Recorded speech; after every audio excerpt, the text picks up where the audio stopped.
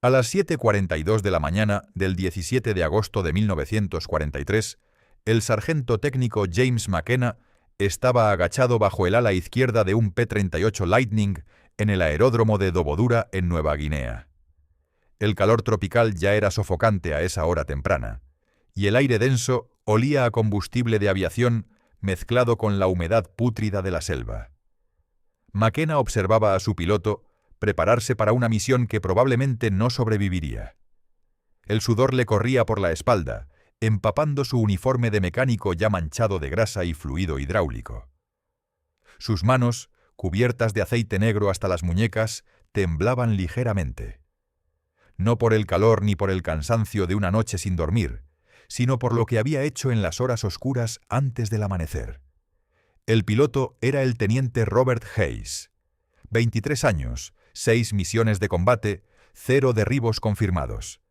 McKenna lo observó caminar hacia la aeronave con ese paso deliberado que todos los pilotos jóvenes adoptaban cuando intentaban ocultar su miedo. Hayes revisó su equipo por tercera vez: paracaídas, chaleco salvavidas, pistola de servicio, mapas. Sus manos se movían con la precisión mecánica de un ritual, pero McKenna notó cómo se detenían brevemente en cada objeto, como si estuviera memorizándolos por última vez. Alrededor de ellos, el aeródromo bullía con la actividad matutina de la muerte. Otros mecánicos cargaban municiones, revisaban motores, llenaban tanques de combustible. El rugido de los motores Allison llenaba el aire mientras los P-38 despertaban uno por uno. El humo azul de los escapes se mezclaba con la niebla de la mañana. En la distancia, McKenna podía escuchar el golpeteo metálico de las ametralladoras siendo cargadas, el silbido de las líneas hidráulicas bajo presión, las voces apagadas de los pilotos recibiendo sus instrucciones finales. Lo que McKenna había hecho la noche anterior violaba cada regulación del manual de mantenimiento de las fuerzas aéreas del ejército. Si lo descubrían, enfrentaría una corte marcial, posiblemente la cárcel, deshonra. Pero en 17 minutos, lo que había hecho salvaría la vida de Hayes o lo mataría. McKenna tragó saliva, sintiendo el peso de esa incertidumbre presionando su pecho. 17 pilotos muertos en las últimas 6 semanas. 17 hombres cuyas aeronaves él había revisado, cuyas bitácoras de mantenimiento había firmado, a quienes había visto despegar hacia un cielo que los tragaría enteros. Antes de contarles lo que McKenna hizo, necesitan entender el problema que estaba matando a pilotos estadounidenses todos los días. Los japoneses habían enviado 18 cazas Mitsubishi A6M0 para interceptar la patrulla matutina. Hayes volaría directamente hacia ellos, hacia una formación de aviones diseñados para convertir combates aéreos en ejecuciones. McKenna llevaba 8 meses manteniendo P-38 Lightning. Conocía la aeronave por dentro y por fuera, cada tornillo, cada cable, cada pulgada de su estructura gemela. El P-38 era un caza bimotor con diseño de doble cola, increíblemente rápido en línea recta, una bestia absoluta en altitud. Con sus motores, Allison de más de 1000 caballos de fuerza cada uno, podía alcanzar velocidades que ningún cero podría igualar en picada. Su armamento era devastador: 4 ametralladoras calibre .50 y un cañón de 20 milímetros concentrados en el morro. No había convergencia que calcular, no había dispersión. Cuando apretabas el gatillo, todo ese poder de fuego iba exactamente a donde apuntabas. En papel, el P-38 Lightning era superior. En combate real tenía un problema fatal: no podía girar con un cero. El enfrentamiento entre el P-38 y el cero era como poner a un linebacker contra un gimnasta. El avión estadounidense tenía potencia y resistencia, podía absorber castigo que destrozaría un cero, pero el caza japonés tenía una agilidad que desafiaba la física. El cero era más ligero, más maniobrable. Podía ejecutar un giro horizontal completo en la mitad del tiempo que necesitaba un P-38. En una pelea de perros donde las fracciones de segundo decidían quién vivía y quién moría, esa diferencia era la línea entre regresar a casa o caer en llamas sobre la selva. Permítanme ponerlo en términos más simples. Imaginen intentar cambiar de dirección mientras corren a máxima velocidad versus hacerlo en una bicicleta. Ahora imaginen que su vida depende de cuán rápido pueden revertir ese giro. Esa es la diferencia entre el P-38 y el Zero. El Zero podía completar un giro de 360 grados en aproximadamente 16 segundos a velocidad de combate. El P-38 necesitaba casi 30 segundos para el mismo giro. Piensen en eso. 14 segundos adicionales dando vueltas en círculo mientras un piloto japonés ajusta su mira, calcula la deflexión y aprieta el gatillo. La doctrina estadounidense era clara y estaba basada en esta realidad técnica. Los pilotos de P-38 nunca debían girar con un Zero, nunca intentar maniobrar con ellos. Usa la velocidad, usa la altitud, sumérgete desde arriba, dispara, escapa trepando, golpea y corre. No te dejes atrapar en una pelea de giros. Era doctrina sólida, estrategia inteligente. Tenía perfecto sentido en las aulas de entrenamiento y en las reuniones de planificación. Y había intentado seguir esa doctrina 5 veces. No había funcionado ni una sola vez. Quizás se pregunten por qué los ingenieros estadounidenses diseñaron el avión de esta manera. Hay una razón, y tenía sentido perfecto en la teoría. Los diseñadores de Lockheed construyeron el P-38 Lightning para luchar en altitud, donde el aire era delgado y los motores turboalimentados estadounidenses dominaban. La estrategia era simple: mantener la ventaja de altura, usar esa altura para ganar velocidad en la picada, hacer una pasada de alta velocidad y usar esa velocidad para trepar de regreso a la altura. El Zero no podía seguir ese perfil de combate. Sus motores perdían potencia en altitud. No podía trepar tan rápido, no podía picarse tan rápido sin que sus alas se desprendieran. Era brillante, en teoría. Pero la teoría moría rápido en el Pacífico. Déjenme mostrarles lo que realmente sucedía. Hayes había intentado ejecutar la doctrina en su tercera misión. Había estado volando a 22.000 pies sobre el Golfo de Won cuando su líder de vuelo avistó 4 ceros abajo a 15.000 pies. La configuración era perfecta. Sol a sus espaldas, 7.000 pies de ventaja de altitud. Hayes rodó su P-38 y comenzó la picada, exactamente como el manual lo indicaba. El velocímetro subió rápidamente, 300 nph, 350, 380, 400. El viento rugía sobre la cabina. Las estructuras gemelas del P-38 vibraban con la velocidad. Hayes seleccionó un Zero en la parte trasera de la formación japonesa, el más fácil de alcanzar sin alertar a los demás. El caza japonés creció en su mira. Podía ver el sol naciente pintado en el fuselaje. Podía ver la cabeza del piloto en la cabina de cristal. Hayes comenzó a jalar el gatillo, calculando la deflexión para el disparo. Pero el piloto japonés vio la sombra del P-38 cruzar debajo de su ala. El Zero giró bruscamente a la izquierda y se sumergió. Hayes intentó seguirlo, empujó la palanca de control para rodar su P-38 en la dirección del Zero. La aeronave respondió, pero se sintió como si estuviera moviéndose a través de lodo espeso. Para cuando su nariz apuntaba hacia donde quería, el Zero había desaparecido, había caído en picado hacia la cubierta de nubes, invisible. Hayes jaló hacia arriba, trepó de regreso a la altitud. Ni un solo disparo efectuado. La misión perfecta según el manual había resultado en exactamente nada. La cuarta misión fue peor. Hayes y su compañero de ala saltaron a 2 ceros a 15.000 pies. Hayes obtuvo la primera ráfaga, pero falló. El Zero revirtió bruscamente a la derecha. Hayes rodó para seguir. Entonces su compañero de ala gritó por la radio: 2 ceros más viniendo desde arriba.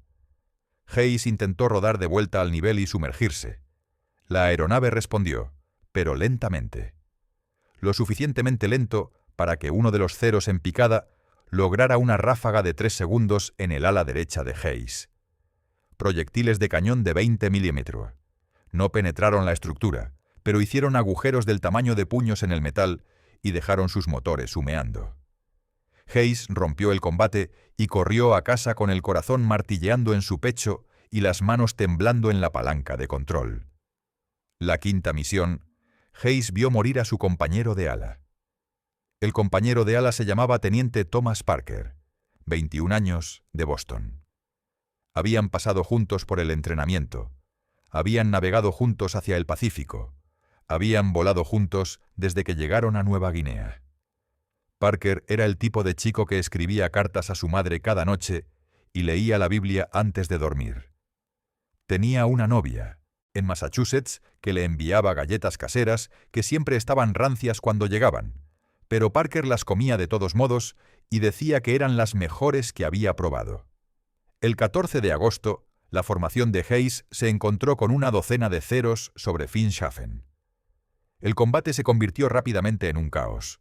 El cielo lleno de aviones rodando, girando, persiguiéndose en una danza mortal. En el tumulto, Parker se separó de la formación. Hayes lo vio demasiado tarde. Vio a 2 ceros pegados a la cola de Parker, siguiéndolo a través de cada maniobra desesperada. Hayes escuchó a Parker por la radio, su voz escalando con el pánico. Me tienen, no puedo sacudirlos». Parker intentó todo. Rodó fuerte a la izquierda, luego a la derecha. Intentó hacer tijeras, revirtiendo su dirección bruscamente para forzar a los ceros a sobrepasar. Pero los cazas japoneses se pegaron a él como sombras.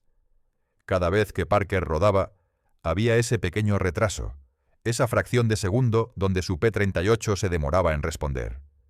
Los pilotos japoneses conocían ese retraso. Lo habían visto cientos de veces. Habían aprendido a anticiparlo, a cronometrarlo, a explotarlo. Hayes escuchó a Parker gritar en la radio. «¡No responde lo suficientemente rápido! ¡No puedo!». Luego el sonido de fuego de cañón. Luego Parker gritando. Luego nada. Hayes vio el P-38 de Parker caer en espiral hacia la selva abajo, con humo negro saliendo de ambos motores. No vio ningún paracaídas. Esa noche, nadie en el escuadrón durmió bien. La cama de Parker permaneció vacía. Sus efectos personales fueron empacados por un sargento de intendencia que nunca lo había conocido y enviados de vuelta a Boston. Su P-38 fue registrado como pérdida en combate. La bitácora de mantenimiento anotó, sin problemas mecánicos. La causa oficial de muerte fue error del piloto durante maniobras defensivas. McKenna había trabajado en la aeronave de Parker la mañana en que murió. Había revisado todo: sincronización del motor, alineación de superficies de control, tensión del cable. Todo estaba perfecto. Todo estaba dentro de especificaciones. El avión estaba bien. Pero Parker estaba muerto de todos modos. Y McKenna sabía exactamente por qué. El problema no eran los pilotos. McKenna lo había sabido desde hacía meses. El problema estaba en los cables de control. El sistema de control de alerones del P-38 era complejo debido a su diseño de doble estructura. Los cables de control de alerones corrían desde la palanca de control en la cabina, a través de las estructuras gemelas hasta la sección de la cola, luego hacia adelante a través de poleas hasta las superficies de control del ala. Era un sistema largo, con múltiples puntos de conexión, múltiples lugares donde podía desarrollarse un problema. Los cables tenían holgura. No mucha, quizás 3/8 de pulgada en deflexión completa. Pero esa pequeñísima cantidad de holgura creaba un retraso entre el movimiento de la palanca y la respuesta del alerón. A altas velocidades no importaba. Cuando volabas a 400 mph en línea recta, el aire que fluía sobre las alas era tan fuerte que las superficies de control respondían instantáneamente sin importar la tensión del cable. Pero a bajas velocidades durante maniobras de giro duro, esa fracción de segundo de retraso era la diferencia entre rodar dentro del giro de un cero y recibir un disparo. Piénsenlo como el cable de freno de una bicicleta que está ligeramente flojo. Cuando aprietan la palanca de freno, hay esa fracción de segundo de retraso antes de que el freno se enganche. A baja velocidad, ningún problema. Pero si intentan detenerse rápidamente a alta velocidad, ese retraso podría matarlos. McKenna había descubierto este problema 3 meses atrás, en mayo de 1943. Había estado realizando mantenimiento de rutina en un P-38, cuando notó algo inusual. Mientras ajustaba la tensión del cable del alerón, jaló el cable con ambas manos y sintió esa holgura, ese pequeño juego en el sistema antes de que la tensión se afianzara. Al principio pensó que era solo esa aeronave, quizás un cable desgastado o una polea mal ajustada, pero comenzó a verificar otros P-38 en la línea. Todos tenían el mismo problema. Todos tenían esa pequeña cantidad de holgura. McKenna tenía un don para la mecánica que venía de años de experiencia antes de la guerra. Había crecido en Long Beach, California, trabajando en el taller de reparación de automóviles de su padre desde que tenía 12 años. Había aprendido a diagnosticar problemas por el sonido, por la sensación, por la intuición que viene de miles de horas con las manos en los motores. Podía escuchar cuando un motor no estaba sincronizado correctamente. Podía sentir cuando una junta estaba a punto de fallar. Y podía sentir esa holgura en los cables de control del P-38. Comenzó a prestar atención al sonido que hacían los cables cuando los tensaba durante el mantenimiento. Había un tono específico, una especie de vibración grave cuando los pellizcabas. Los cables flojos sonaban diferente a los cables tensos. McKenna podía escuchar la diferencia. Cada P-38 en la línea tenía cables que sonaban ligeramente flojos. Dentro de especificaciones, sí, pero flojos. Había mencionado esto al oficial de ingeniería en junio. El capitán Robert Morrison, un tipo delgado de Virginia que había sido profesor de ingeniería antes de la guerra, escuchó el informe de McKenna con expresión educadamente escéptica. «La tensión del cable está dentro de especificaciones», dijo Morrison, golpeando el manual de mantenimiento en su escritorio. «Las tolerancias de fábrica permiten esa holgura. Cambiarla anularía la garantía de la aeronave. Además, ningún mecánico de campo tiene autorización para modificar sistemas de control de vuelo. Eso requiere aprobación de ingeniería de Lockheed. Y Lockheed está a 7.000 millas de distancia en California», agregó Morrison, como si McKenna necesitara que se lo recordaran. Así que McKenna no hizo nada, oficialmente. Pero observaba y contaba. El primer piloto que McKenna perdió ante un 0 fue el teniente David Chen. El 9 de julio de 1943, Chen llevaba 3 semanas en el teatro de operaciones. McKenna había trabajado en su aeronave cada mañana desde que Chen llegó. Hablaban sobre California mientras McKenna revisaba los motores, y Chen realizaba su inspección previa al vuelo. Chen era de Sacramento, McKenna de Long Beach. Habían trabajado en automóviles antes de la guerra, compartían ese lenguaje común de mecánicos, esa comprensión de cómo las máquinas funcionaban y por qué a veces no lo hacían. Chen era el tipo de piloto que memorizaba cada detalle de su aeronave. Sabía exactamente cuánto combustible consumía por hora en crucero. Conocía las peculiaridades de sus motores. El izquierdo corría 50 RPM más rápido que el derecho a ajuste de potencia idéntico. Hacía preguntas sobre el mantenimiento. Quería entender qué hacía McKenna y por qué. ¿Alguna vez has volado?, preguntó Chen una mañana mientras McKenna verificaba la presión hidráulica. «No», respondió McKenna. «Prefiero mantener los pies en tierra». Chen se rió. «Yo solía pensar lo mismo. Luego descubrí que en tierra es donde caen las bombas». Chen despegó a las 06:15 en una incursión de cazas sobre Lae. Regresó 2 horas después con 3 agujeros de bala en su estructura izquierda y una historia sobre un 0 que había entrado dentro de su giro. McKenna examinó los agujeros de bala mientras Chen describía el combate. El piloto estaba todavía temblando de adrenalina, las palabras saliendo rápidas y entrecortadas. «Intenté rodar y sumergirme como dice el manual», explicó Chen, pero la aeronave se sintió lenta para responder, como si hubiera un retraso entre cuando moví la palanca y cuando la aeronave realmente rodó. El 0 casi me alcanza. Lo único que me salvó fue mi compañero de ala disparándole al 0 de mi cola». McKenna observó los agujeros de bala. Estaban en un grupo apretado. Tiro de deflexión perfecto. El piloto del 0 había guiado a Chen perfectamente. Había anticipado exactamente dónde estaría la aeronave de Chen. Eso no debería haber sido posible si Chen hubiera rodado fuerte y se sumergiera inmediatamente. A menos que la aeronave se hubiera retrasado lo suficiente para que el 0 obtuviera el adelanto correcto. Chen no volvió a volar. Su aeronave regresó al depósito para reparaciones mayores. McKenna nunca lo volvió a ver.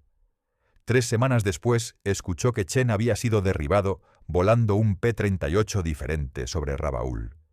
Misma historia, atrapado en una pelea de giros. No pudo rodar lo suficientemente rápido. El cuerpo de Chen nunca fue recuperado. Simplemente desapareció sobre el mar de Bismarck. Otro piloto estadounidense tragado por el I-300 Pacífico. El segundo piloto fue el capitán William Morrison. No, esperen. Ese no es el mismo Morrison que era el oficial de ingeniería. Este era el capitán William Morrison, un líder de vuelo de Idaho. 11 derribos confirmados. Uno de los pilotos más experimentados del escuadrón. Conocía el P-38 por dentro y por fuera. Conocía sus limitaciones, volaba inteligentemente. Morrison tenía 31 años, viejo para un piloto de combate. Había volado correo antes de la guerra. Tenía miles de horas en todo tipo de aeronaves. Los pilotos más jóvenes lo miraban con respeto. Escuchaban cuando hablaba en las sesiones informativas. Morrison nunca asumía riesgos innecesarios, nunca perseguía gloria. Volaba para sobrevivir y para traer a su vuelo de regreso completo. El 3 de agosto, el vuelo de Morrison interceptó 8 ceros a 12.000 pies sobre la Bahía de Oro. Era media tarde, el sol empezando a descender hacia el horizonte occidental. Morrison lideró su vuelo de 4 P-38 en un ataque desde altitud, ejecutando el manual perfectamente. Morrison obtuvo un 0 en la primera pasada. McKenna escuchó la historia después del aterrizaje. Morrison había picado desde 17.000 pies. Había construido velocidad hasta 420 mph. Había logrado una ráfaga de 3 segundos en un 0 que intentaba girar. El caza japonés se desintegró, pedazos del ala volando mientras caía. Morrison dio la vuelta para otra pasada. 2 ceros revirtieron sobre él, abandonando su formación para vengar a su compañero muerto. Los otros pilotos del vuelo escucharon el tráfico de radio de Morrison. Su voz estaba calmada al principio, profesional, dando órdenes de maniobra a su compañero de ala. Luego tensión comenzó a filtrarse. Intentando rodar invertido y separar. Pausa. Los controles se sienten flojos, no están respondiendo. Otra pausa. Fondo de fuego de ametralladoras por el radio. No puedo sacudirlos, repito, no puedo. La transmisión se cortó. El compañero de ala de Morrison, un teniente de Texas llamado James Rodríguez, vio todo desde 1000 pies arriba. Dijo que parecía que la aeronave de Morrison no respondía lo suficientemente rápido, como si Morrison estuviera luchando contra los controles. Los ceros se mantuvieron con él a través de cada maniobra, disparando ráfagas cortas y controladas, astillando pedazos de la aeronave con cada pasada. Morrison murió en el accidente a 4000 pies, su P-38 golpeando la selva a velocidad terminal. El impacto dejó un cráter que fumó durante 2 días. El jefe de tripulación de Morrison era amigo de McKenna, un sargento llamado Miguel Rodríguez de Texas, hermano del piloto que había sido compañero de ala de Morrison. Rodríguez estaba convencido de que había algo mal con la aeronave de Morrison.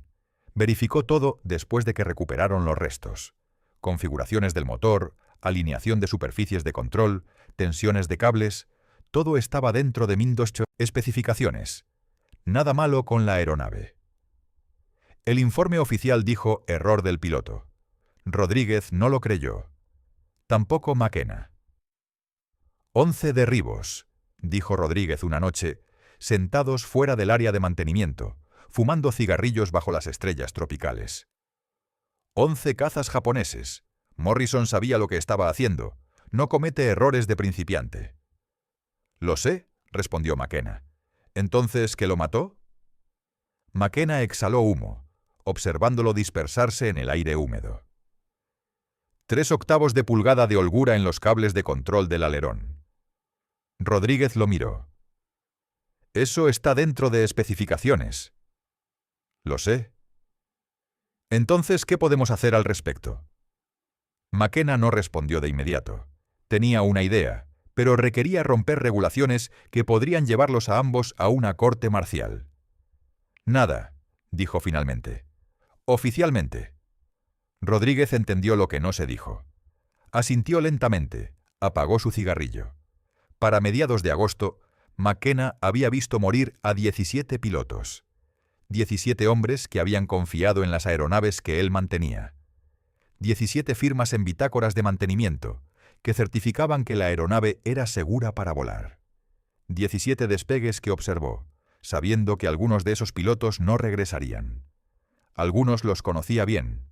La mayoría solo los había conocido brevemente durante las verificaciones previas al vuelo, conversaciones de 30 segundos sobre el clima o noticias de casa mientras revisaba niveles de aceite y presiones de neumáticos. Pero había trabajado en todas sus aeronaves. Había tocado cada cable, cada control, cada superficie que esos pilotos confiaban para mantenerlos vivos. Permítanme contarles sobre solo 3 más. El teniente James Patterson de Texas, 22 años. Coleccionaba tarjetas de béisbol, las llevaba en su chaqueta de vuelo en una funda de cuero que su padre le había hecho. Le mostró a McKenna su carta más preciada una vez, Babe Ruth, temporada 1927. «Vale más que mi auto», dijo Patterson riéndose. Patterson murió el 28 de julio. Las tarjetas de béisbol fueron enviadas de regreso a Texas, a un padre que nunca volvería a ver a su hijo. El capitán Robert Thompson, piloto casado con gemelos que nunca había conocido. Nacieron 2 semanas después de que su barco partiera hacia el Pacífico. Llevaba una fotografía arrugada de su esposa sosteniendo 2 bebés diminutos. La miraba cada noche antes de dormir. Thompson murió el 5 de agosto. Sus hijos crecerían sin conocer a su padre, el teniente Frank Wilson, el comediante del escuadrón. Podía imitar a cualquiera, tenía a todos riendo con sus imitaciones del comandante del escuadrón y sus rutinas sobre la comida del ejército. Durante los días más oscuros, cuando el peso de la guerra aplastaba los espíritus, Wilson encontraba una manera de hacer sonreír a la gente. Murió el 11 de agosto. El barracón se volvió más silencioso después de eso. McKenna los recordaba a todos. No solo sus nombres, sino sus peculiaridades, sus esperanzas, los pequeños detalles que los hacían humanos en lugar de solo estadísticas de combate. La rutina diaria de McKenna se convirtió en una vigilia de muerte. Cada mañana llegaba al área de mantenimiento antes del amanecer. Comenzaba a trabajar en las aeronaves bajo luces portátiles. El olor de aceite de motor y combustible de aviación llenaba sus fosas nasales. Verificaba motores, probaba controles, firmaba bitácoras. Luego observaba los despegues, contando las aeronaves mientras desaparecían en el cielo creciente. Durante el día esperaba. Realizaba más mantenimiento, reparaba daños de batalla de misiones anteriores, escuchaba el radio de la torre por tráfico de emergencias. Al atardecer contaba las aeronaves que regresaban. Siempre había menos que las que partieron. Camas vacías en los barracones, efectos personales empacados por sargentos que no querían mirar demasiado de cerca las fotografías familiares y cartas de casa. El silencio cuando un piloto no regresaba. Ese espacio incómodo en las conversaciones donde nadie sabía qué decir. McKenna tenía conversaciones susurradas con otros mecánicos. Compartían la misma frustración, la misma conciencia creciente de que algo estaba sistemáticamente mal. El sargento Williams de Michigan había notado lo mismo con los cables de control. El cabo Martínez de Nuevo México había escuchado a pilotos quejarse de controles flojos o lentos. El sargento Johnson de Georgia había estado registrando estadísticas extraoficialmente. Los pilotos que reportaban respuesta lenta de controles tenían 3 veces más probabilidades de ser derribados. Pero los oficiales y ingenieros seguían descartando sus preocupaciones. Dentro de especificaciones se convirtió en un mantra, una defensa burocrática contra la evidencia de sus propios ojos y oídos. El sistema se rehusaba a reconocer el problema porque reconocerlo significaría admitir que las especificaciones estaban mal, que alguien en Lockheed, en California, había calculado mal las tolerancias de los cables. McKenna enfrentaba una crisis moral que crecía cada día. Seguir las regulaciones significaba continuar firmando bitácoras de mantenimiento para aeronaves que sabía que tenían un defecto fatal. Romper las regulaciones significaba arriesgar su carrera, su libertad, posiblemente su vida en prisión. Pero 17 pilotos muertos pesaban en su conciencia como lápidas. Y McKenna había estado trabajando en algo que no podía contarle a nadie. Todavía no. El problema no era que los pilotos estadounidenses no supieran qué hacer. Lo sabían. Cada sesión informativa lo enfatizaba. Cada vuelo de entrenamiento lo practicaba. Nunca gires con un cero. Usa velocidad. Usa altitud. Golpea y corre. La doctrina era clara. El problema era que el combate no seguía la doctrina. El teniente Robert Hayes había estado en Nueva Guinea durante 2 meses. 23 años, un chico de granja de Iowa que había crecido conduciendo tractores y cosechando maíz bajo el sol del Medio Oeste. Había soñado con volar desde que era niño, había mirado pasar aviones sobre los campos de maíz de su familia y había imaginado qué se sentiría estar allá arriba, libre del suelo, libre de las interminables filas de maíz que se extendían hasta el horizonte. Se había unido al cuerpo aéreo del ejército en 1941, 6 meses antes de Pearl Harbor. Había pasado por entrenamiento de vuelo en Texas, luego entrenamiento avanzado en California, luego entrenamiento de transición al P-38 en Nevada. Había navegado hacia el Pacífico en abril de 1943, había llegado a Nueva Guinea en junio.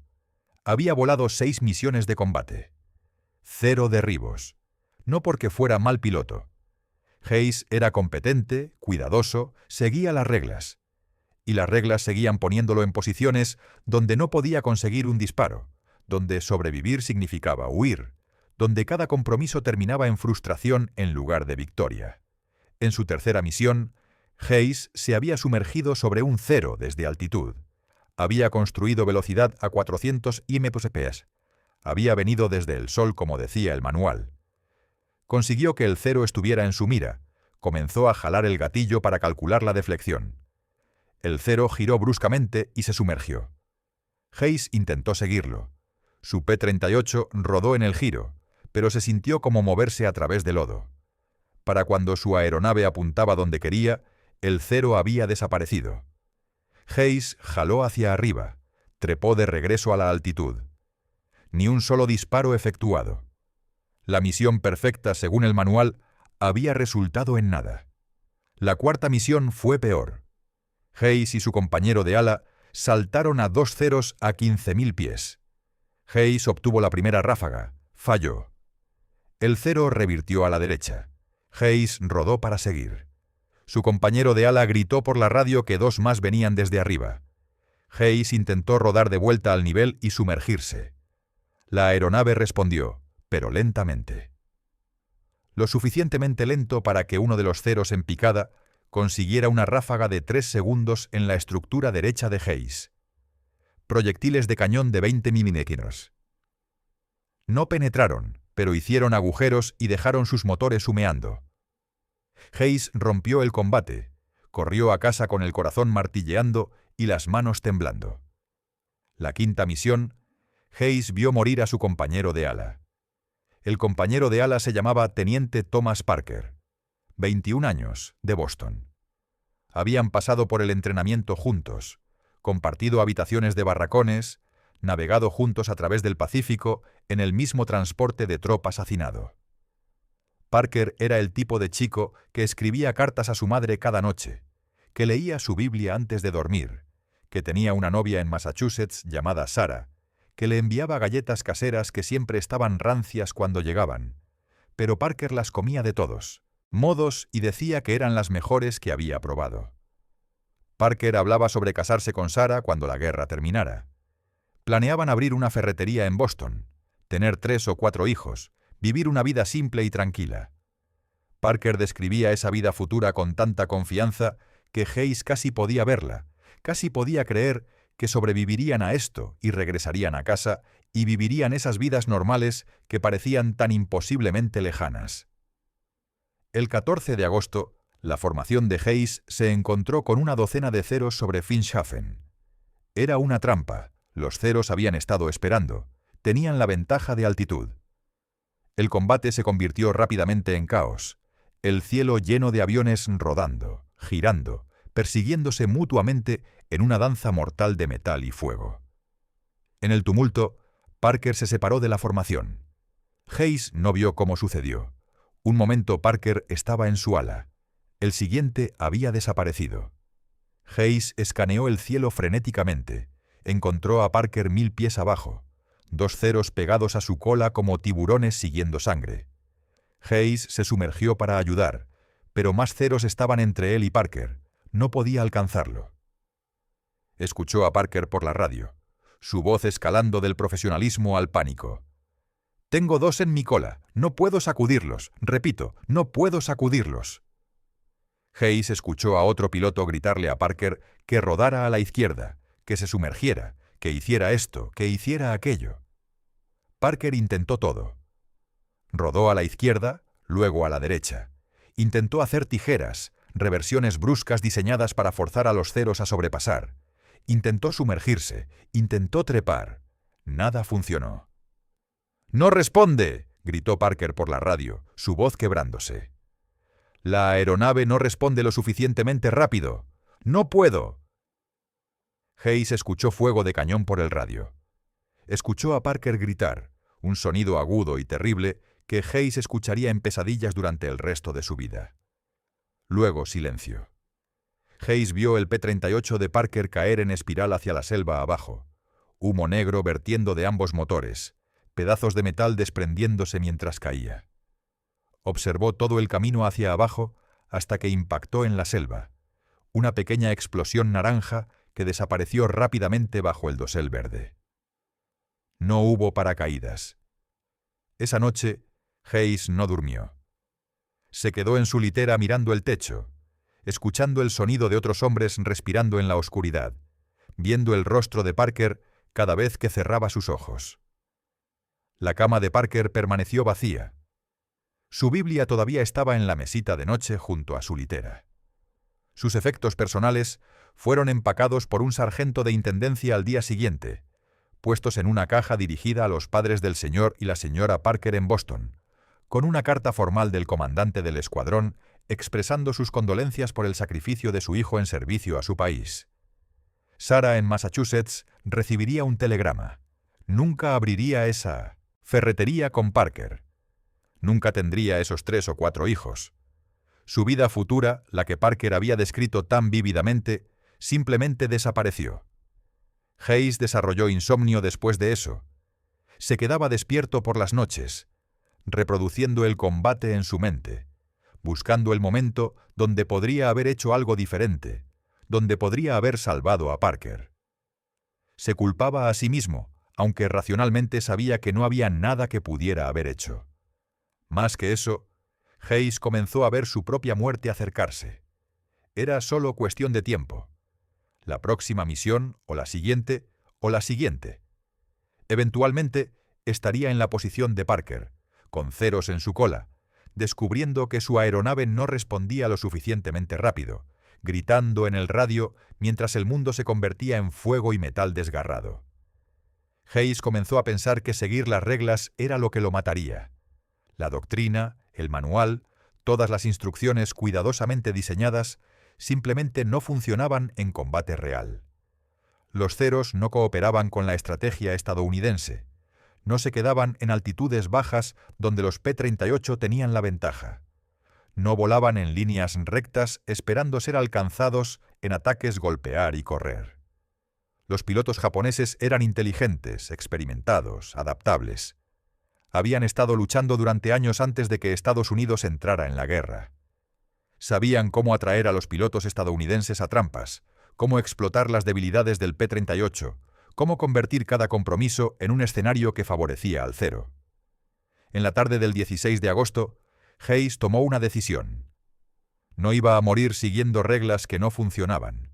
Si iba a morir, al menos intentaría algo diferente. Fue al área de mantenimiento. Encontró a McKenna trabajando en su P-38 asignado. McKenna estaba debajo del ala izquierda, verificando el tren de aterrizaje. Sus manos estaban cubiertas de grasa, su rostro manchado de sudor y aceite. «Sargento McKenna», dijo Hayes. McKenna salió de debajo del ala, miró a Hayes. Vio algo en los ojos del joven piloto, algo desesperado. «¿Hay algo que puedas hacer para hacer que mi aeronave ruede más rápido?», preguntó Hayes. «¿Cualquier cosa?». McKenna no respondió de inmediato. Sabía lo que Hayes estaba preguntando realmente. Estaba preguntando si había una manera de sobrevivir. «No me importa si es regulación o no», continuó Hayes, su voz baja para que otros mecánicos cercanos no escucharan. «Solo quiero una oportunidad. Parker no tuvo una oportunidad. Chen no tuvo una oportunidad. Solo quiero poder luchar de vuelta». McKenna miró alrededor del área de mantenimiento. Otros mecánicos trabajaban en otras aeronaves, nadie prestaba atención. Miró de nuevo a Hayes. Vio a un chico de 23 años que estaba preparándose para morir. «Vuelve mañana por la mañana», dijo McKenna finalmente. «Veré qué puedo hacer». Hayes asintió. Se fue sin decir más. McKenna trabajó solo esa noche. El hangar de mantenimiento estaba silencioso después de las 23:00 horas. La mayoría de la tripulación se había ido a dormir. Los únicos sonidos eran el rugido distante de generadores que alimentaban el perímetro del aeródromo y el zumbido de insectos contra las luces superiores. El aire olía a aceite de motor y humedad tropical, esa combinación distintiva que McKenna había llegado a asociar con Nueva Guinea. Jaló el panel de inspección del brazo izquierdo del P-38 de Hayes. El metal todavía estaba caliente por el sol del día. Dentro, el cable de control del alerón corría a través de una serie de poleas hacia la sección de cola. McKenna agarró el cable con ambas manos y jaló. Sintió la holgura. Quizás 3/8 de pulgada de juego antes de que la tensión se enganchara. Sus manos estaban cubiertas de grasa y sus dedos dolían por un día completo de trabajo de mantenimiento.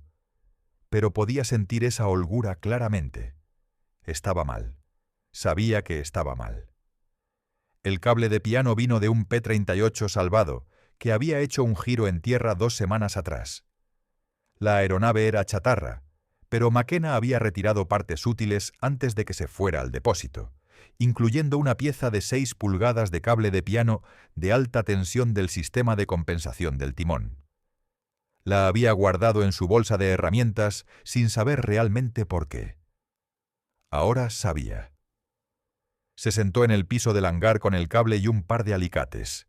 El cable era rígido, luchaba contra los alicates. McKenna dobló, ajustó, dobló de nuevo. Sus manos resbalaron 2 veces. Se cortó el pulgar en el segundo intento. La sangre hizo que el cable estuviera resbaladizo. Se lo limpió en su overol y siguió trabajando.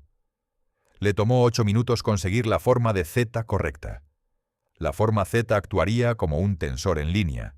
Agregaría justo suficiente precarga al cable para eliminar la holgura sin sobretensionar el sistema. Instalarlo fue más difícil. El espacio dentro del brazo era estrecho. McKenna tuvo que trabajar con una mano mientras sostenía una linterna con la otra. El haz seguía moviéndose. Las sombras saltaban a través del sistema de cables. Su hombro se acuñó contra la estructura del brazo. El borde de metal se clavó en su brazo. Podía sentir sudor corriendo por su espalda a pesar del aire nocturno. Desconectó el cable en la unión de la polea. Sus dedos pelearon con el pasador de horquilla. Lo dejó caer. Lo escuchó rebotar en algún lugar del brazo. Pasó 5 minutos buscando en la oscuridad hasta que lo encontró. Todo el tiempo su corazón latía con fuerza. Si el oficial de ingeniería lo encontraba haciendo modificaciones no autorizadas a un sistema de control de vuelo, enfrentaría una corte marcial. Posiblemente una baja deshonrosa. Quizás prisión. Pero Hayes iba a morir si McKenna no hacía algo. Insertó el tensor de cable de piano entre el extremo del cable y la polea. Reconectó el cable. El ajuste era apretado. Tuvo que forzar el pasador de horquilla. Cuando finalmente se asentó, probó la tensión a mano. Jaló el cable. Sin holgura. La superficie de control se movió de inmediato. Perfecto. McKenna reemplazó el panel de inspección, limpió sus herramientas, limpió la sangre del cable y sus manos. Salió del hangar a la 01:15. La noche tropical era húmeda y quieta. En algún lugar en la distancia escuchó motores de aviones, raiders nocturnos japoneses, probablemente. El sonido hizo que su estómago se apretara. Acababa de modificar un sistema de control de vuelo sin autorización. Había usado una parte no estándar. Había violado al menos una docena de regulaciones. Si la modificación fallaba durante el vuelo, Hayes se estrellaría y McKenna sería responsable. Pero si funcionaba, Hayes podría vivir. McKenna fue a su litera. No durmió. Observó el techo hasta el amanecer, contando las vigas en la luz grisácea que se filtraba a través de las grietas en las paredes. A las 06:30 caminó a la línea de vuelo. Observó a la tripulación cargar combustible y armar la aeronave de Hayes. Observó a Hayes caminar para su sesión informativa previa al vuelo. Observó mientras escalaba al cockpit. A las 07:42, Hayes despegó. McKenna se paró en la línea de vuelo y observó al P-38 trepar al cielo de la mañana. Lo observó unirse en formación con 16 otras aeronaves. Los observó dirigirse al noroeste hacia el espacio aéreo japonés. Y luego todo lo que pudo hacer fue esperar. El compromiso comenzó a las 08:14. El vuelo de 4 P-38 de Hayes interceptó 9 ceros a 13.000 pies sobre el Golfo de Huon. El sol de la mañana estaba detrás de ellos. Configuración perfecta para un ataque en picada. Hayes volaba en posición número 3. Su líder de elemento solicitó el ataque. Rodaron. Hayes escogió un cero en la parte trasera de la formación japonesa. Se sumergió desde altitud. Construyó velocidad a 380 mph. El cero creció más grande en su mira. Hayes podía ver el sol naciente pintado en el fuselaje. Podía ver la cabeza del piloto en la cabina. Presionó el gatillo. Las 4 ametralladoras calibre .50 y el cañón de 20 mm único martillearon. Los trazadores alcanzaron. La mayoría falló. Algunos impactos chispearon en el ala del cero. No suficiente. El cero giró bruscamente a la derecha y se sumergió. Hayes rodó para seguir. Ahí es cuando lo sintió. La aeronave respondió instantáneamente, sin retraso, sin lag. La palanca se movió y la aeronave rodó inmediatamente. Hayes nunca había sentido su P-38 moverse así. Era como si la aeronave hubiera estado esperando su comando y lo ejecutara en el momento en que lo dio. Rodó 90 grados en lo que sintió como la mitad del tiempo normal. Bajó su nariz. El cero estaba justo ahí en su imagen de mira. Disparó de nuevo. Ráfaga de 3 segundos. Las rondas caminaron por el fuselaje del cero desde la cola al cockpit. El motor del cero explotó. Piezas volaron. La aeronave rodó invertida y cayó hacia la selva abajo, arrastrando humo negro. El primer derribo de Hayes, pero no había tiempo para celebrar. Su compañero de ala llamó ceros sumergiéndose desde arriba. Hayes miró hacia arriba. Vio 3 de ellos viniendo en una picada poco profunda. Venían rápido. Habían visto a Hayes derribar a su amigo. Ahora querían venganza. Hayes empujó los aceleradores hacia adelante. Comenzó a trepar. Pero los ceros eran más rápidos en la picada. Estarían sobre él en segundos. Su única opción era revertir y luchar. Cada instinto le gritaba que siguiera trepando, siguiera corriendo. Esa era la doctrina, pero la doctrina significaba morir hoy. Rodó fuerte a la izquierda, jaló. El P-38 se giró como nada que había experimentado nunca. La nariz pasó por el horizonte. Vio el cero líder.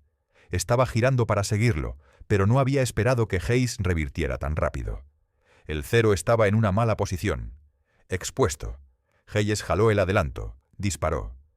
Golpeó al cero en la raíz del ala izquierda. El ala se dobló. El cero cayó. 2 derribos en 30 segundos. Los otros 2 ceros intentaron hacer tijeras con él, turnos alternos para forzar un sobrepaso. Hayes se mantuvo con ellos. Cada vez que revertían dirección, su P-38 se giró al giro instantáneamente. Sin retraso, sin luchar contra los controles. La aeronave hizo exactamente lo que quería en el momento en que lo quería. Era como volar una aeronave diferente, como si alguien hubiera quitado pesos invisibles del sistema de control. Un cero cometió un error. Revirtió demasiado fuerte, sangró demasiada velocidad. Hayes entró dentro de su giro, rango cercano, quizás 200 pies. Disparó. No podía fallar.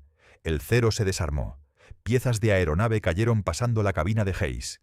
Sintió al P-38 temblar mientras escombros golpeaban su brazo derecho. 3 derribos.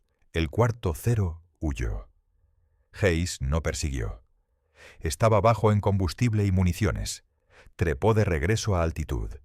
Se reformó con lo que quedaba de su vuelo. Se dirigieron a casa. El compromiso completo duró 7 minutos.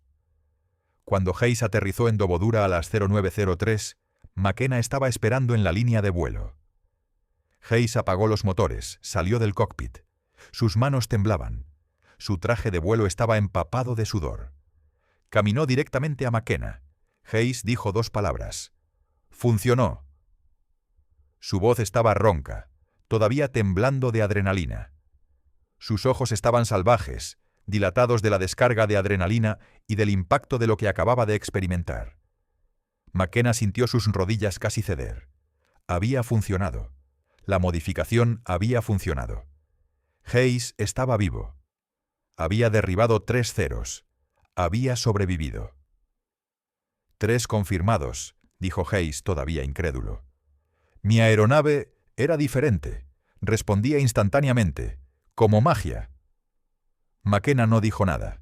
Solo asintió.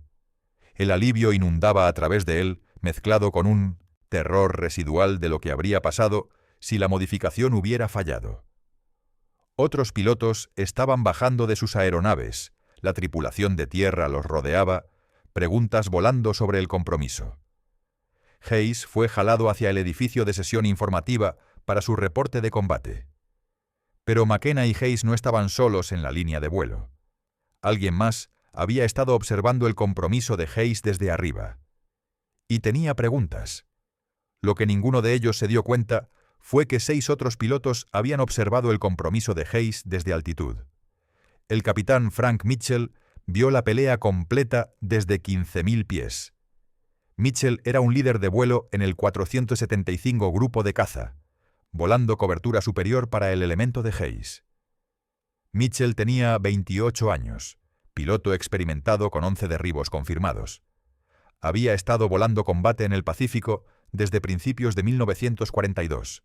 Había visto todo. Había sobrevivido cuando muchos otros no.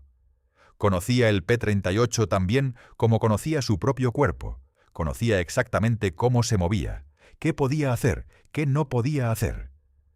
Por eso lo que vio lo confundió. El P-38 de Hayes estaba rodando más rápido que cualquier Lightning que Mitchell había visto. La aeronave se giró a través de maniobras como si pesara la mitad de lo que debería. Los ceros, que típicamente podían mantener el ritmo con los P-38 en peleas de giros, estaban siendo superados. Mitchell conocía a todos los pilotos en el teatro, conocía sus niveles de habilidad. Hayes era bueno, pero no tan bueno. Algo era diferente sobre su aeronave. Después de aterrizar, Mitchell encontró a Hayes en la sala de sesión informativa. Hayes todavía estaba acelerado de adrenalina, manos temblando mientras llenaba el reporte de combate. 3 derribos confirmados. Su compañero de ala había visto los 3, había confirmado cada uno. Mitchell esperó hasta que Hayes terminó el papeleo. Luego lo acercó afuera del edificio. «Teniente», dijo Mitchell, «necesito preguntarte algo». Hayes se enderezó, reconociendo a un oficial superior. «Señor». «Observé tu compromiso desde arriba», dijo Mitchell. «Tu aeronave rodó diferente, más rápido. ¿Qué cambió?» Hayes vaciló. No estaba seguro de qué decir. Ni siquiera sabía qué había cambiado exactamente. «No lo sé, señor», dijo finalmente. «Mi aeronave solo respondió mejor hoy, más rápido». «¿Mantenimiento hizo algo a tu aeronave?» Hayes pensó en la conversación con McKenna la noche anterior. La pregunta de McKenna de regresar por la mañana. «Debería hablar con el sargento técnico McKenna, señor», dijo Hayes. Mitchell encontró a McKenna en el área de mantenimiento 2 horas después. McKenna estaba trabajando en un P-38 diferente, inspeccionando daños de batalla de una misión anterior. Sus manos estaban negras de grasa, su overol manchado de fluido hidráulico. «Sargento McKenna», dijo Mitchell. McKenna salió de debajo del ala. Vio al capitán parado ahí. Su estómago se apretó. Esto era. Había sido descubierto. Corte marcial. Prisión. «Señor», dijo poniéndose en atención. «Augusto», dijo Mitchell, «necesito preguntarte algo. ¿Qué le hiciste a la aeronave del teniente Hayes?» McKenna lo miró por un largo momento. Luego decidió que si iba a enfrentar cargos, al menos sería honesto al respecto. Le contó todo. El tensor de cable de piano, la modificación de cable, el cambio no autorizado al sistema de control de vuelo, los 8 minutos de trabajo en medio de la noche, el riesgo que había tomado. Mitchell escuchó sin interrumpir. Cuando McKenna terminó, Mitchell preguntó: «¿Puedes hacer la misma modificación a mi aeronave?» McKenna parpadeó. No había esperado eso. «Sí, señor», dijo. «Pero necesita entender los riesgos. La modificación no está aprobada. No está aprobada. Si algo sale mal, ambos enfrentaremos cargos». Mitchell asintió. «He perdido 4 pilotos en mi vuelo en el mes pasado, todos atrapados en peleas de giros que no podían escapar. Si hay algo que puede ayudarlos a sobrevivir, lo quiero. Las regulaciones pueden esperar». Esa tarde, McKenna modificó el P-38 de Mitchell. Mismo tensor de cable de piano, mismo método de instalación. Tomó 10 minutos esta vez. McKenna era más rápido después de haber hecho una. Mitchell lo voló a la mañana siguiente. Regresó entusiasmado con la mejora. «La aeronave rueda como un caza en lugar de un camión», le dijo a su compañero de ala. El compañero de ala le dijo a McKenna que quería la modificación también. Para el 20 de agosto, McKenna había modificado 9 aeronaves. La palabra se extendió a través del escuadrón como fuego. Los pilotos empezaron a preguntar a sus jefes de tripulación si habían escuchado sobre la modificación de cable. Algunos jefes de tripulación se negaron. Dijeron que era contra las regulaciones, que podrían enfrentar cargos, que no arriesgarían sus carreras. Otros estaban dispuestos a intentar. McKenna les mostró cómo. «Corta el cable de piano, dóblalo en forma de Z, instálalo como un tensor en línea. Toma 8 minutos, cambia todo». Las modificaciones se extendieron de piloto a piloto, de mecánico a mecánico. Sin documentación oficial, sin aprobación de ingeniería. Solo conversaciones susurradas en la sala de preparación y área de mantenimiento. Pilotos diciéndoles a otros pilotos que habían escuchado de un mecánico que podía hacer que su P-38 rodara más rápido. Mecánicos compartiendo técnicas en los rincones oscuros de hangares, después de que los oficiales se habían ido a dormir. Hayes derribó 2 ceros más el 22 de agosto, usando los controles modificados. Se estaba convirtiendo en un as, y todos sabían por qué. Mitchell obtuvo 3 el 25 de agosto. Su reputación como líder de vuelo creció. Los pilotos querían volar con él porque regresaba con todos sus chicos vivos. Otros pilotos empezaron a regresar de 1900 misiones con derribos. Las estadísticas eran imposibles de ignorar. El teniente James Watkins era un jefe de tripulación con el 49º Grupo de Caza estacionado en Gussap, un aeródromo 80 millas al norte de Dobodura. Escuchó sobre la modificación de un piloto que transfirió desde Dobodura. Watkins era escéptico. Sonaba demasiado bueno para ser verdad. ¿Un tensor de cable de piano que cambiaba cómo volaba toda una aeronave? Imposible. Pero lo intentó en una aeronave de todos modos. Solo uno, como un experimento. Cortó el cable de piano como se le había descrito. Lo dobló en una forma de Z. Lo instaló en el sistema de control de alerón izquierdo. El piloto regresó de la siguiente misión con su primer derribo después de 8 semanas de combate. Watkins modificó 4 aeronaves más. Otros jefes de tripulación en el 49º empezaron a hacerlo también. Para principios de septiembre, quizás 40 P-38 en Nueva Guinea tenían la modificación. El oficial de ingeniería en Dobodura notó que algo era diferente, pero no podía averiguar qué. Las tensiones de cable de control revisadas durante las inspecciones, porque los jefes de tripulación quitaban los tensores antes de las inspecciones y los reinstalaban después. Era un ritual cuidadosamente coreografiado. Cuando el inspector llegaba, el mecánico quitaba el panel de inspección, mostraba el cable estándar, el inspector verificaba la tensión con un medidor calibrado. Dentro de especificaciones, firma la bitácora.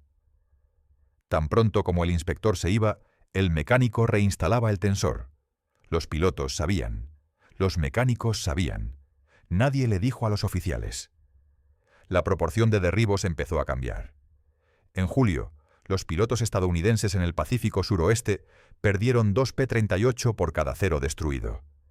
En agosto era 1.3 a 1. Para septiembre estaba casi igualado. Algo había cambiado. Pero oficialmente nadie sabía qué. Entonces los japoneses notaron. Los pilotos de caza japoneses reportaron primero el cambio a finales de agosto. Reportes de vuelo de la 11ª Flota Aérea mencionaron que los P-38 estadounidenses estaban maniobrando más agresivamente, rodando más rápido en giros, revirtiendo dirección más rápidamente. Los reportes notaron que las tácticas que habían funcionado confiablemente por meses estaban repentinamente fallando. El teniente comandante Saburo Sakai era uno de los principales ases de Japón. 64 derribos confirmados. Había estado luchando contra pilotos estadounidenses desde Pearl Harbor. Era una leyenda, un piloto cuya habilidad era conocida a través de toda la Armada Imperial japonesa. El 3 de septiembre de 1943, Sakai comprometió a un P-38 sobre Wewak. Usó su táctica estándar. Atrajo al estadounidense a una pelea de giros. Esperó a que el P-38 comenzara su rollo. Luego giró bruscamente de vuelta en la dirección opuesta para entrar dentro del radio de giro del estadounidense. Excepto que el P-38 revirtió con él. Sakai había ejecutado esta maniobra docenas de veces. Conocía exactamente cuánto tiempo tomaba a un P-38 rodar. Conocía el tiempo perfectamente. Su supervivencia dependía de ese conocimiento. Pero este P-38 rodó más rápido de lo que debería. Sakai apenas evitó una colisión de frente. El estadounidense consiguió armas sobre él. Sakai tuvo que sumergirse, usar su ventaja de giro para escapar a baja altitud. Regresó a la base confundido y frustrado. Otros pilotos japoneses experimentados reportaron encuentros similares. Los estadounidenses no estaban volando diferente. Todavía estaban usando las mismas tácticas. Pero sus aeronaves estaban respondiendo más rápido. Fraccionalmente, pero suficiente para importar. Suficiente para interrumpir el tiempo que los pilotos japoneses habían aprendido a explotar. La inteligencia japonesa intentó determinar qué había cambiado. Examinaron restos de P-38 derribados. No encontraron modificaciones obvias. Las aeronaves se veían idénticas a las que habían estado luchando por meses. Los motores eran los mismos. El armamento era el mismo. Nada visible había cambiado. Lo que los japoneses no sabían era que el cambio estaba escondido dentro del brazo. Una pieza de cable de piano de 6 pulgadas que parecía equipo original. Incluso si la hubieran encontrado, podrían no haber entendido su propósito. No era un nuevo sistema de armas. No era un nuevo motor, solo una modificación menor a la tensión del cable de control. Pero esa modificación menor estaba matando a sus pilotos. Para mediados de septiembre, los pilotos japoneses estaban perdiendo aeronaves ante P-38 a tasas que no habían visto desde principios de la guerra. El impacto psicológico era significativo. Por 2 años, los pilotos cero habían dominado el cielo en peleas de giros. Sabían que podían maniobrar cualquier cosa que los estadounidenses volaran. Esa confianza se estaba rompiendo. Los pilotos que solían presionar ataques se estaban volviendo cautelosos, vacilantes. No estaban seguros más si sus tácticas funcionarían. Algunos pilotos intentaron adaptarse dejando de entrar en peleas de giros con P-38, usando tácticas de golpear y correr en su lugar. Pero eso significaba renunciar a su principal ventaja. La fuerza del cero era maniobrabilidad. Luchar como un P-38 significaba luchar en términos estadounidenses. Y el P-38 era más rápido, más fuertemente armado, y podía tomar más daño. Otros pilotos intentaron compensar siendo más agresivos, cerrando a rangos más cortos antes de disparar, tomando más riesgos. Pero agresión sin la capacidad de superar al enemigo solo significaba morir más rápido. Varios pilotos japoneses experimentados fueron asesinados en septiembre, intentando tácticas que habían funcionado perfectamente en julio. El problema fundamental para los pilotos japoneses era que estaban luchando contra un enemigo que no podían ver. Sabían que algo había cambiado, pero no sabían qué, y no podían averiguar cómo contrarrestarlo. No puedes desarrollar tácticas contra una modificación que no sabes que existe. Para finales de septiembre, la 11ª Flota Aérea había perdido 38 cazas en combate con P-38. Las pérdidas estadounidenses en el mismo periodo fueron 22 aeronaves. La proporción se había revertido. Por primera vez en la Guerra del Pacífico, los P-38 estaban matando ceros a mejor que una proporción de 1:1. El comando japonés ordenó a los pilotos evitar comprometer P-38 a menos que tuvieran ventaja numérica significativa.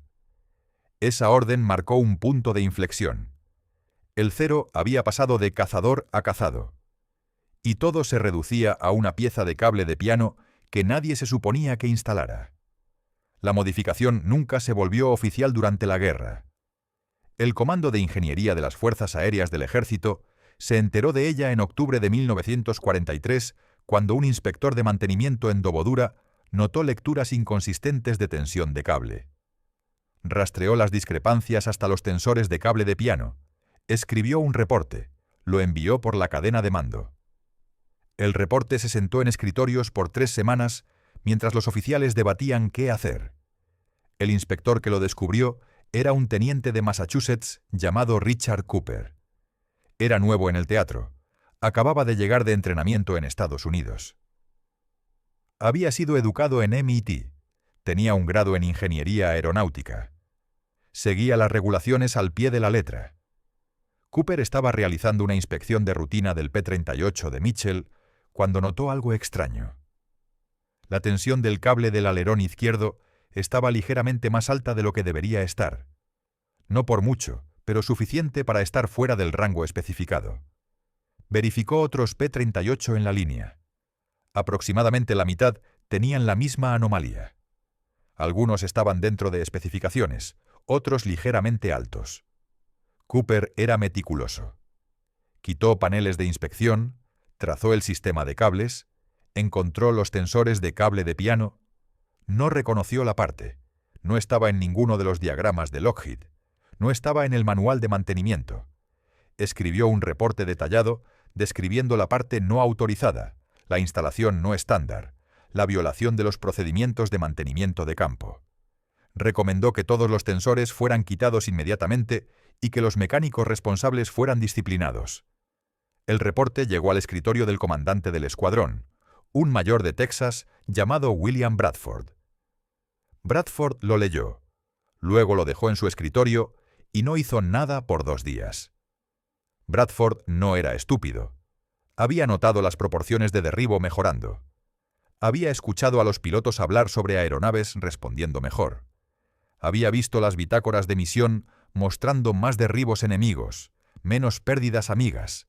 Algo estaba funcionando. Y ahora este, teniente recién llegado de MIT, quería desmantelarlo por violaciones de regulaciones.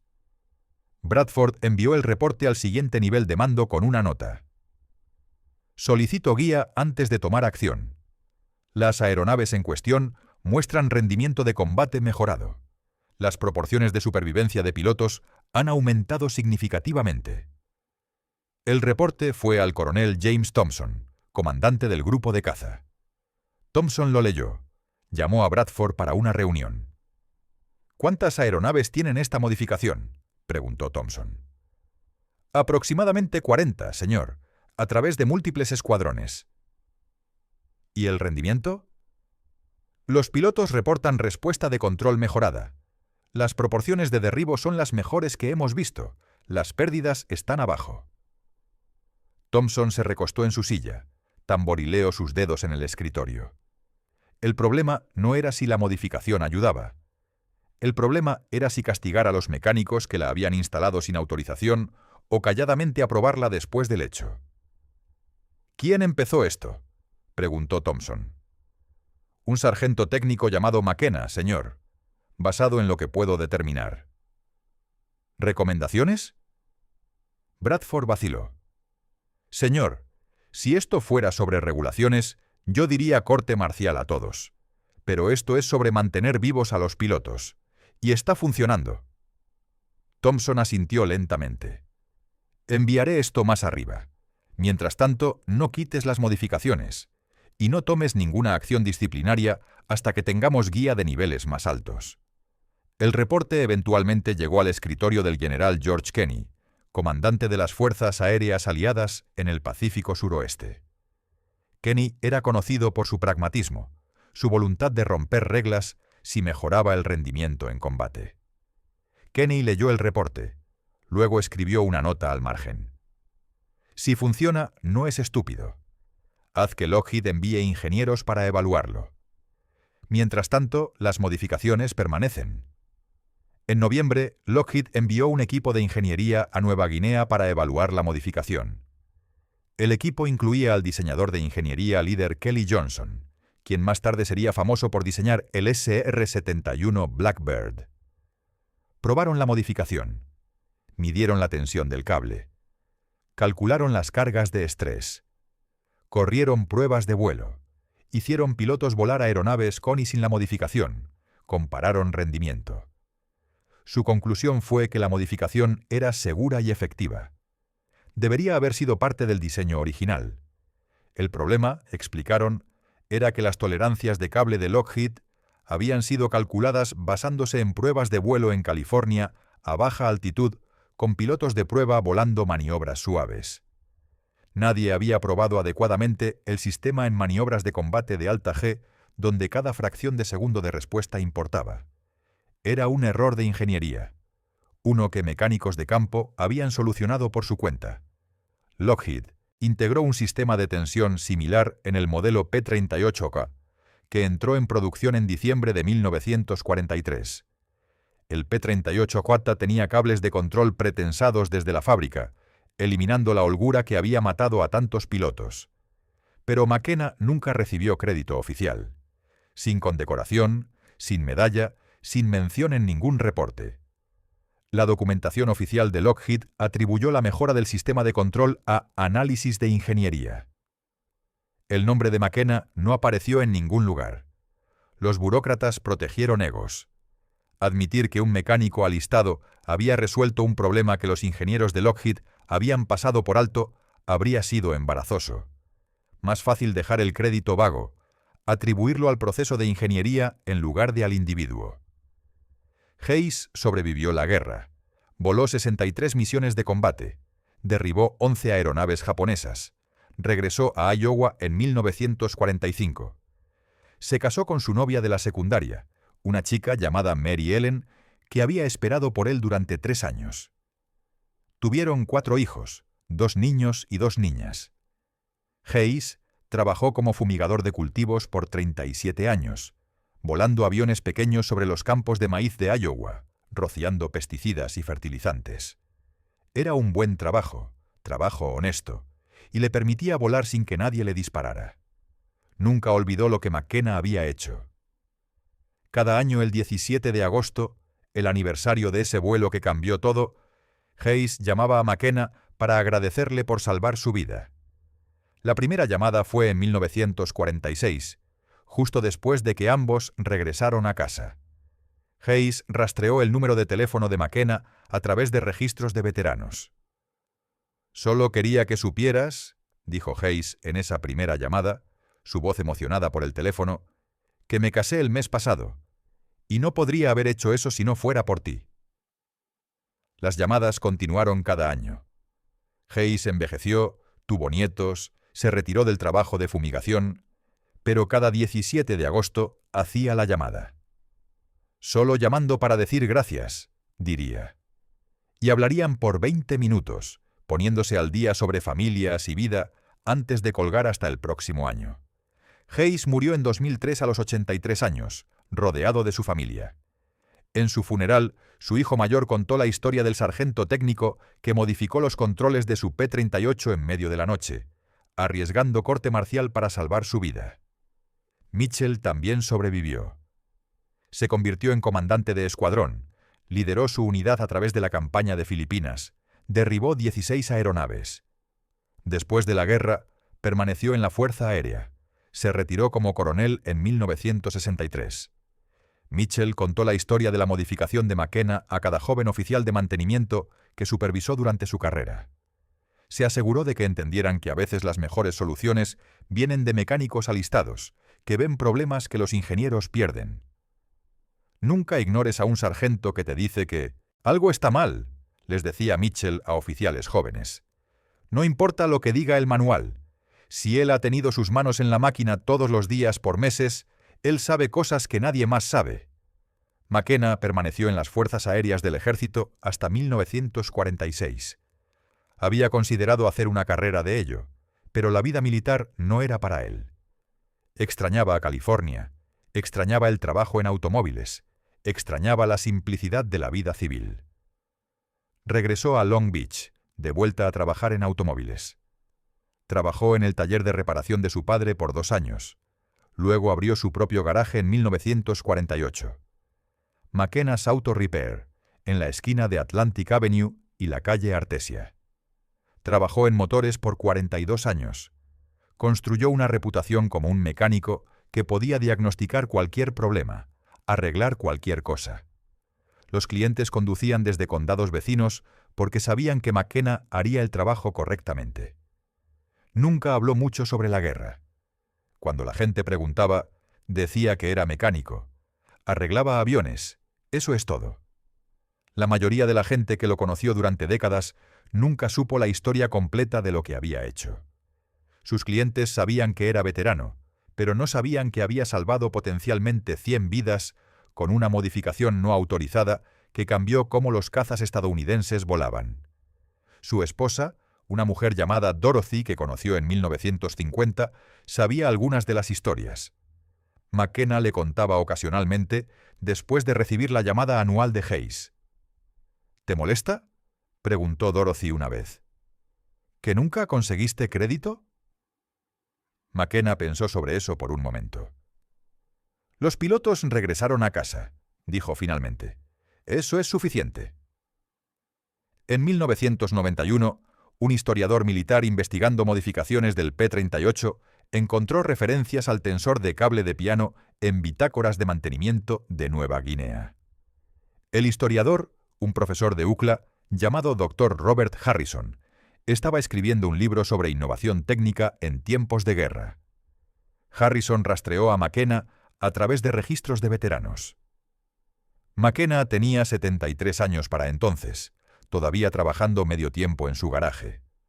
Harrison llamó, explicó su investigación, preguntó si podía entrevistar a McKenna sobre la modificación. Se reunieron en el garaje de McKenna en una tarde de marzo.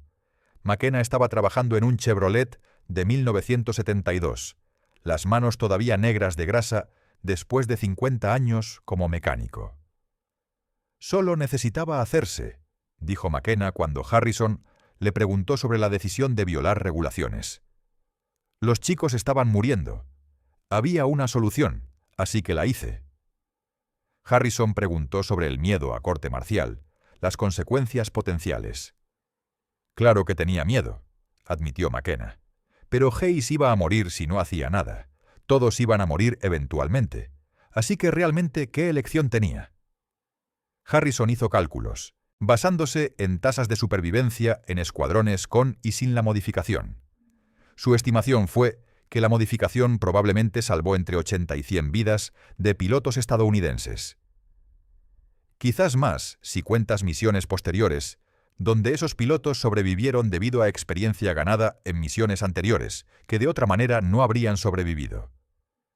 McKenna escuchó los números, asintió lentamente. «Nunca conté. dijo.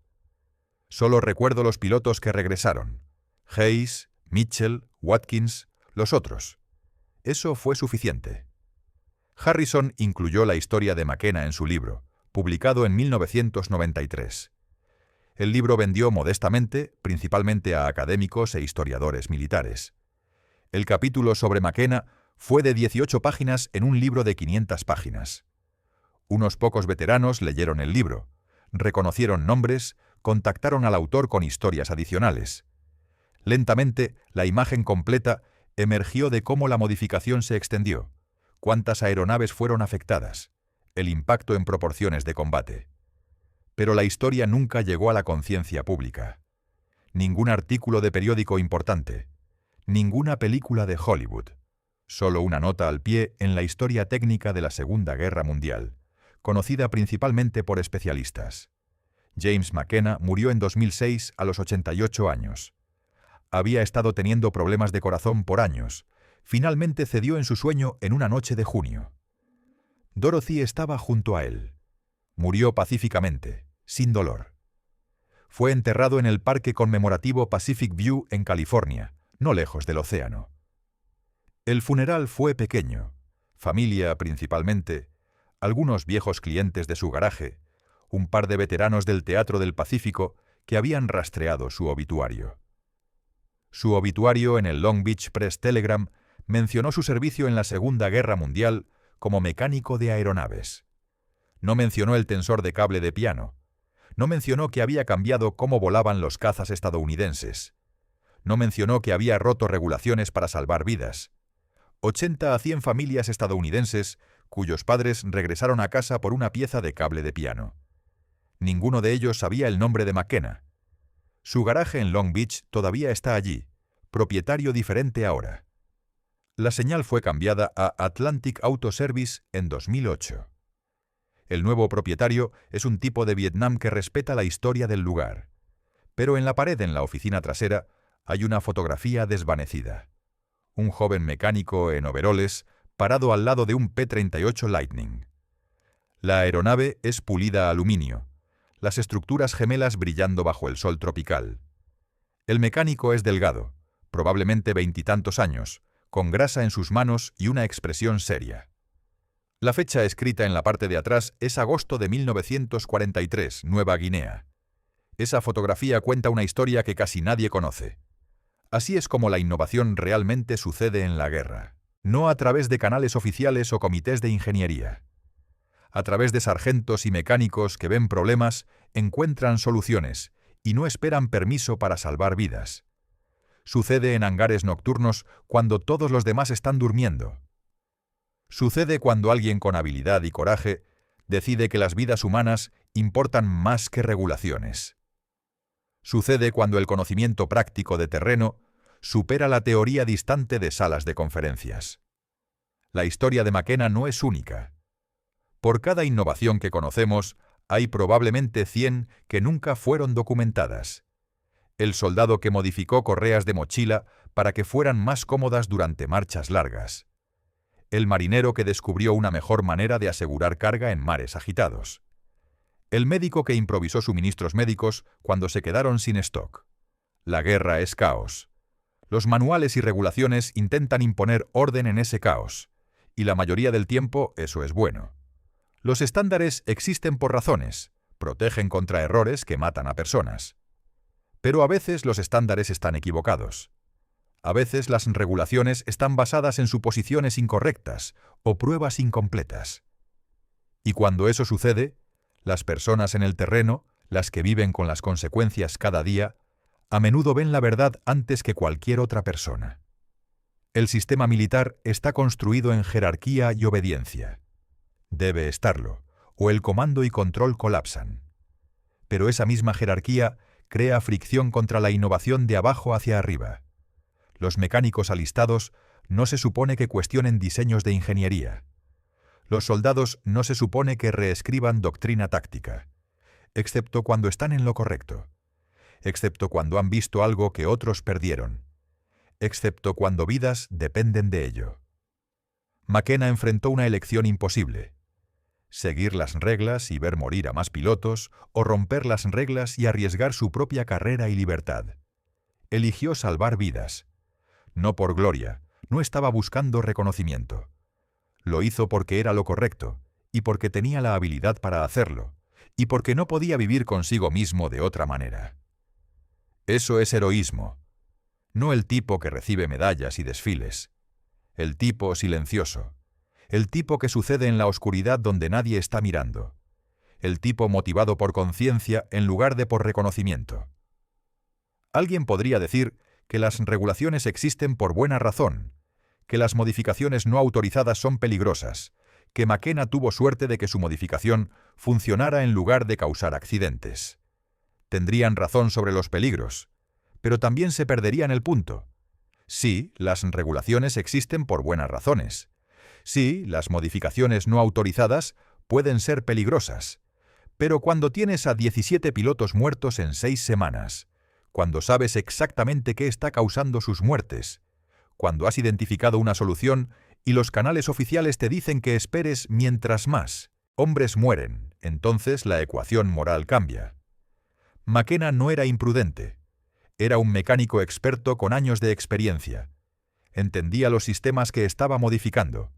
Había pensado cuidadosamente sobre qué estaba haciendo y por qué funcionaría. Y probó en una aeronave primero, con un piloto que conocía los riesgos, antes de expandir la modificación. Esa no es imprudencia. Esa es innovación responsable bajo restricciones imposibles. La historia de McKenna me importa porque revela una verdad sobre cómo el progreso realmente sucede. Los grandes avances a menudo vienen de los márgenes, de personas que están lo suficientemente cerca del problema para verlo claramente pero lo suficientemente lejos del centro de poder para no estar invertidos en proteger el status quo. Los ingenieros en Lockheed tenían incentivos para creer que su diseño era correcto. Reconocer el problema habría significado admitir error, rediseñar sistemas, retrasar producción, potencialmente enfrentar responsabilidad por muertes. McKenna no tenía esos incentivos, solo tenía pilotos muertos y un problema que sabía cómo arreglar. Ese patrón se repite a través de la historia. En tecnología, medicina, negocios, gobierno, las soluciones más importantes a menudo vienen de practicantes de primera línea que ven lo que los expertos distantes pierden. Ahora saben una historia que casi nadie más conoce. Una historia sobre un mecánico que cambió el curso de la guerra aérea en el Pacífico con 8 minutos de trabajo en medio de la noche. Una historia sobre coraje moral y experiencia técnica y la brecha entre cómo se supone que funcionan las cosas y cómo realmente funcionan. Si encontraron esta historia tan convincente como nosotros lo hicimos, por favor tómense un momento para dar me gusta a este video. Nos ayuda a compartir más historias olvidadas de la Segunda Guerra Mundial. Cada me gusta le dice al algoritmo que este contenido importa, que historias como la de McKenna merecen ser escuchadas. Suscriban para mantenerse conectados con estas historias no contadas. Cada una importa. Cada una merece ser recordada. Publicamos nuevo contenido cada semana. Cada video una inmersión profunda en momentos de la historia que fueron críticos pero que han sido olvidados en gran medida. Y nos encantaría escuchar de ustedes. Dejen un comentario abajo contándonos dónde están viendo desde. Nuestra comunidad abarca desde Texas hasta Tasmania, desde Madrid hasta Manila. Tenemos veteranos que sirvieron, historiadores que estudian, maestros que educan y gente simplemente fascinada por estas historias humanas del conflicto más grande de la historia. ¿Conocen a alguien como McKenna? ¿Alguien que resolvió un problema crítico sin esperar permiso? ¿Alguien cuya experiencia práctica vio lo que los expertos oficiales perdieron? Cuenten su historia en los comentarios. Construyamos un archivo de estas innovaciones olvidadas juntos. Para veteranos viendo, queremos especialmente escuchar de ustedes. ¿Han experimentado la brecha entre doctrina oficial y realidad de campo? ¿Las regulaciones que tenían sentido en entrenamiento pero se rompían en combate? Sus perspectivas enriquecen estas historias, nos ayudan a entender las realidades humanas detrás de los hechos históricos. La próxima vez, Les contaré sobre el piloto de B-17 que desarrolló una nueva táctica de formación que redujo pérdidas de bombarderos en 40%, y fue corte marcialet por ello. La historia de cómo la innovación de un piloto salvó cientos de vidas pero amenazó carreras de oficiales superiores que habían desarrollado la doctrina estándar. No van a creer lo que pasó después. Estas historias existen porque personas como McKenna, pilotos como Hayes y personas como ustedes se preocupan lo suficiente para mantener viva su memoria. Al ver hasta el final, han asegurado que la historia de McKenna vive. Son parte de preservar historia que de otro modo se perdería. Piensen en eso. 80 a 100 pilotos que regresaron a casa. 80 a 100 familias que tuvieron padres, esposos, hermanos. Cientos de niños que crecieron con padres en lugar de fotografías desvanecidas. Miles de nietos que nunca sabrían que solo existen porque un mecánico trabajó en medio de la noche con una pieza de cable de piano y el coraje para romper las reglas. Esa es la historia real. No solo lo que McKenna hizo, sino las ondas que se extendieron hacia afuera a través de generaciones. Cada vida salvada tocó cientos de otras vidas. Cada piloto que regresó a casa creó una familia, construyó una carrera, contribuyó a su comunidad. Hayes se convirtió en fumigador de cultivos. Por 37 años ayudó a agricultores de Iowa a cultivar alimentos que alimentaron a millones. Tuvo 4 hijos que tuvieron sus propios hijos. Su línea familiar continúa por la decisión de McKenna. Multipliquen eso por 80 o 100 pilotos. El impacto es inconmensurable. Y todo comenzó porque un mecánico vio un problema, tenía las habilidades para arreglarlo, y decidió que hacer lo correcto era más importante que seguir las reglas. Esa es una historia que necesita ser contada. Esa es una historia que necesita ser recordada. Gracias por ver. Gracias por recordar. Gracias por mantener vivas estas historias. Y gracias, Sargento Técnico James McKenna. Donde sea que esté ahora, esperamos que sepa que finalmente su historia está siendo contada.